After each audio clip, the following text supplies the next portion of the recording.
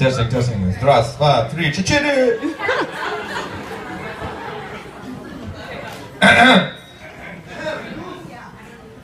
Nikki. Hey, Nikki, you're so fine, you blow my mind. Hey, Nikki. Can I get everyone to sing one time with me? Hey, Nikki, you're... Hey, Nikki. Wait. What about Ilit? Ilit, you're also fine. But I can't go into too much detail because I promised Allah I wouldn't make any jokes about your boobs.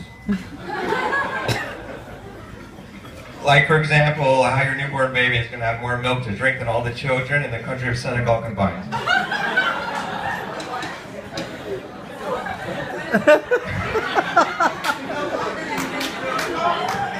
Maybe you should pump out some extra and end child hunger in Africa once and for good.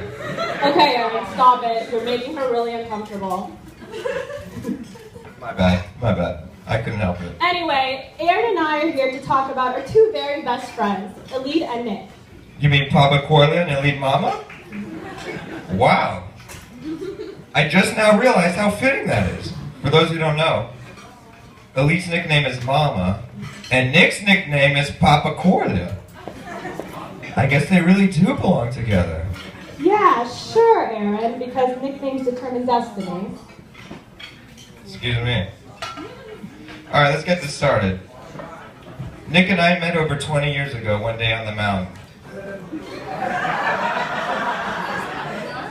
For those of you who don't know what the mountain is, well then, you don't belong here, so get the fuck out. I'm just kidding.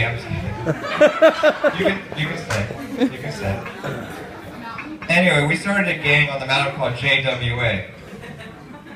That's right, Jews with attitude. We went around the neighborhood, tagging JWA on all the houses, all the walls, and all the sidewalks. Nick had a room at the side of his house, which was basically our hideout. We stored our weapons there, our paintballs there, and our spray paint. And we'd go there to hide out when the pigs were on our trail when rival gangs were after us. Okay, to be fair, there was no pigs or rival gangs.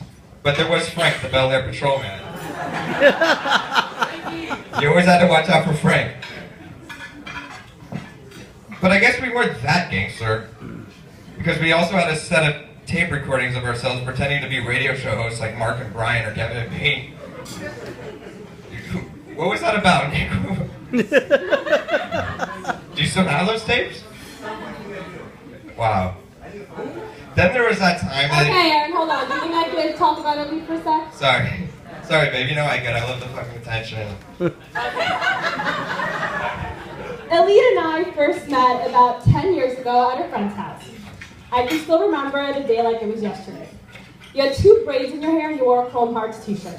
It was love at first sight. From then on, we were inseparable, or at least when Jenny would let us hang out.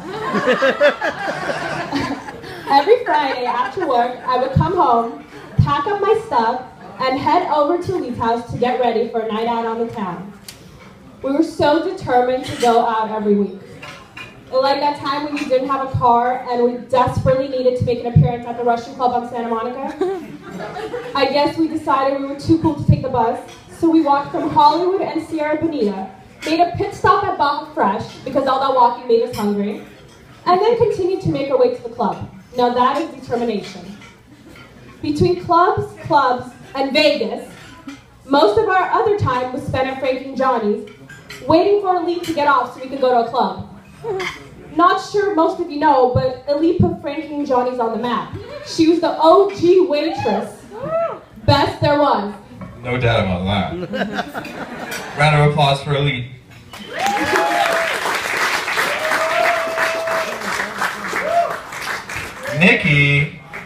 Nikki taught me how to drive stick shift. Remember that souped up 318? What was the model? 3 what? 318. That was the most rice rocket sounding German car I've ever heard in my life. We were maniacs back then. Nick would just randomly start doing donuts in the middle of the intersection without even warning us. I don't think I can even count on 2 hands how many car accidents we've all collectively been in. These days, Nick yells at me if I make a sharp right turn. What happened to you, bro? When did you become such a pussycat? You used to be such a tough guy. Remember that time you took a Slim Jim and shoved it? Wait, hold on.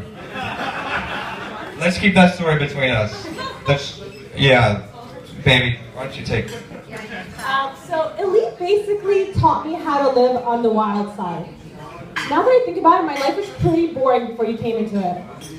Do you remember when we would drive around in your Jetta barking at people and yelling Papa at every taxi cab driver? We all remember that. And I'm not talking about last night, Ilit, not last night. And how can we forget about Cancun, Chi-Town, and our gabillion trips to Vegas? We danced at every bar top, sailed the Michigan River, and even rollerbladed throughout the entire city of LA. From our travels together to our crazy nights out, looking back, most of my memorable moments were shared with you, and I can only hope that the list continues to grow. Nick, you were basically the big brother that I never had. You were hard on me, and rough with me, but you taught me a lot of important life lessons. Like, for example, how much better it is to trim your armpit hair.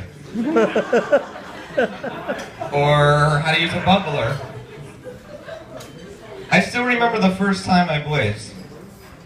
It was at Nick's house. Alan was there. Where's Alan at?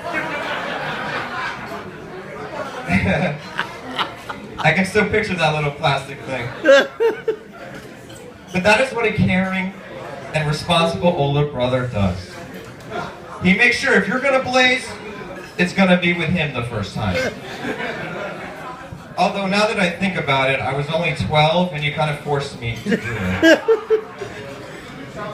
Okay, so I'm not sure if most of you know this, but I've basically been Ilit's personal photographer for like the past 10 years.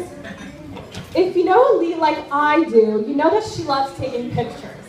And rightfully so, she's absolutely stunning and extremely photogenic. But have you ever hung out with Ilit and gotten one of these? Can you take a picture of me? And then literally 10 seconds later, can you take another picture of me? I need to flip my hair the other way. Ilit was taking selfies years before Hashtag self-life. even existed. Oh, and speaking of Ilit's rich, beautiful hair, every time before we left the house, she would ask, does my hair look better this way? Or does my hair look better this way? And every time I would say, Ilit, it looks exactly the same. I love you so much for these moments. You are so beautiful inside and out, and I can't think of anything else that I would love to do more than continue taking pictures of you. All right, baby, I think they've had enough funny stories for one toast. Honestly, bro, we have so many that we could have done this all night until all of you were either sleeping or thinking to yourselves, I hope they drop dead right now. Plus, we should probably give some other people here a chance to speak. Agreed. So let's get down to business. It was May 2012, and Aaron just graduated and received some silly degree. So he decided to have a little shindig at his parents' house. Well, this little shindig turned out to be a life-changing event for us. It was life-changing for Nick and Ilit also, but more for us because we successfully hooked up one of Aaron's best friends and one of my best friends, securing ourselves a future of the best double dates in the world. Woo! I remember that day very clearly. Nick and Ilit started talking, and the chemistry between them was immediately apparent and undeniable. And it's officially over for any single ladies and gents who thought they ever had a chance. So yes, you can start applauding us now, the matchmaking duo who brought you all here today. Actually, baby, I want more than an applause. I expect at some point tonight that each and every one of you walk up to me personally and thank me for making tonight possible. Well, everyone except Lawrence. I've had enough of you tonight. I'm just playing, baby, I'm just playing. Nick.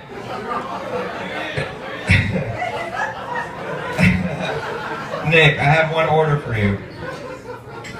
And that is to continue to treat Ilit like the queen she is. I expect you to keep it up for the rest of your lives. Ilit, I expect you to continue treating Nick like the king he is. Cooking him delicious breakfast, continue making him feel like he's the only man in the world, and continue to blow eyelashes off his finger for good luck. And you know that must happen a lot with those long feminine eyelashes of his.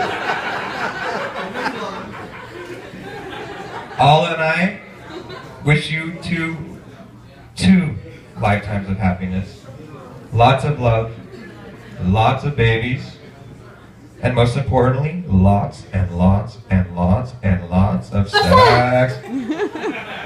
L'chaim, Gorka, cheers.